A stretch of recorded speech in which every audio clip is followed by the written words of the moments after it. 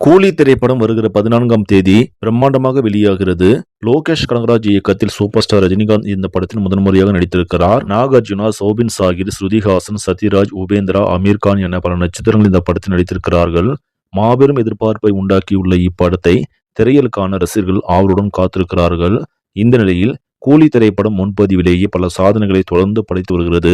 வட அமெரிக்காவில் இதுவரை முன்பதிவு பிரீமியரில் மட்டுமே $2 மில்லியன் வசூல் செய்துள்ளது.